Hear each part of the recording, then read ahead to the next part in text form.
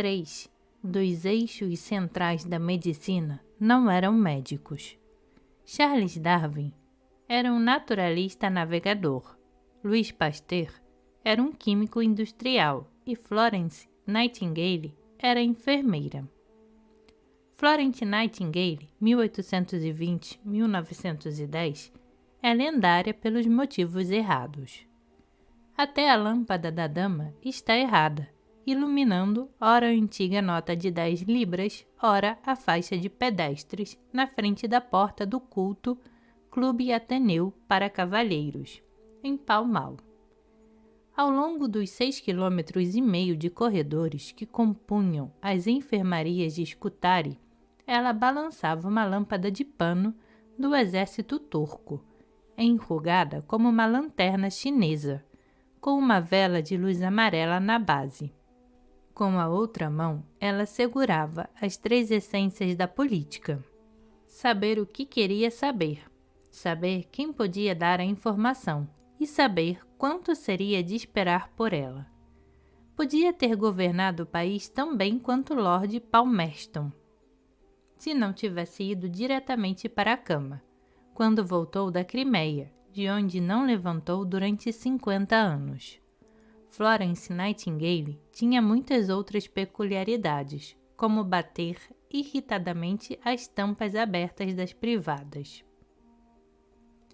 Quando foi posto em andamento o destino de Churchill como primeiro Lord do Almirantado em 1911, Florence Nightingale foi lançada pela instituição para cuidar de senhoras respeitáveis em circunstâncias desafortunadas.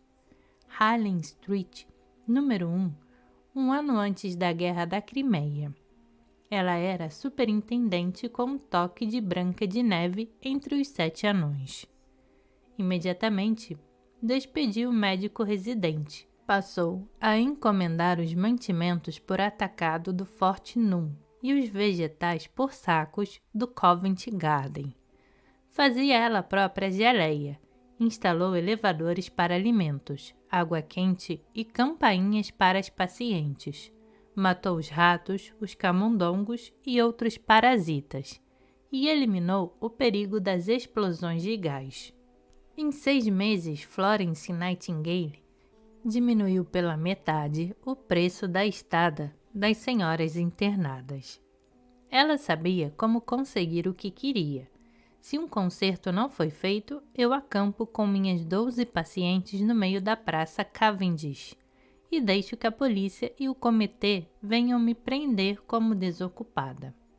Ela só podia ser inglesa. Os Nightingale de Emblem House, em Hampshire, eram viajantes elegantes. Florence nasceu em Florença, podia se chamar Rimini, e de alta sociedade de Londres, metade de um andar do Hotel Carlton na temporada. 2 filhas apresentadas à corte. Florence Nightingale conhecia Sidney Herbert, o secretário na guerra. Não da guerra, ele tomava conta dos livros.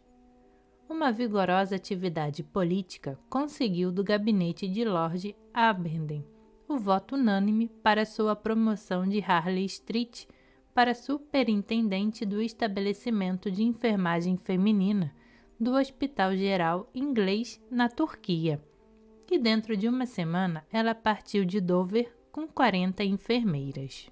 Florence Nightingale reorganizou imediatamente o hospital, que fora criado pelo exército simplesmente pintando de branco as paredes internas do quartel, Seligny, em Scutari, e um prédio enorme com 4 torres, uma em cada canto, que pode ser visto de Istambul, no outro lado do Bósforo.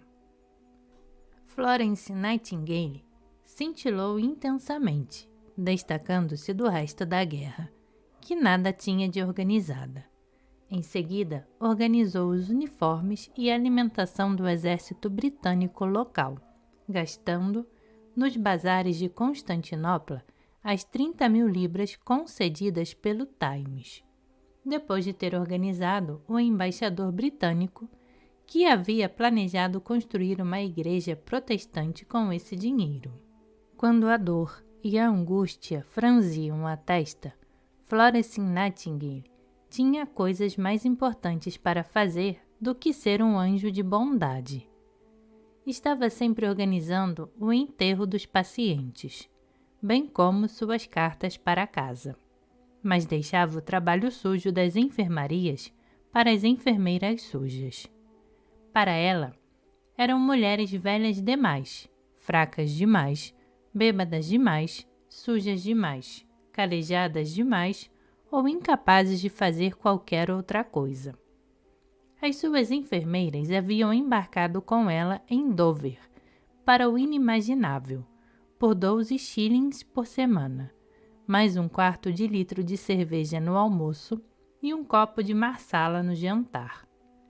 3 anos depois da Guerra da Crimeia, as ordens de Florence Nightingale para elas apareceram em notas de enfermagem, um pequeno volume que trazia na contracapa da segunda edição, de 1895, os nomes de 2 outros livros, igualmente práticos, Pig Sinking ou Hog Hunting, do capitão Baden-Powell, Cricket, Jerks in Front Short Leg, de Quid, e As Conveniências da Estrada de Ferro, de Bailyn, para homens e mulheres.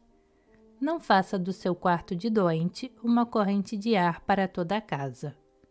Comparações estatísticas absurdas são feitas na conversa comum pelas pessoas mais sensatas para benefício dos doentes. As médias de mortalidade só nos dizem que tantos por cento vão morrer.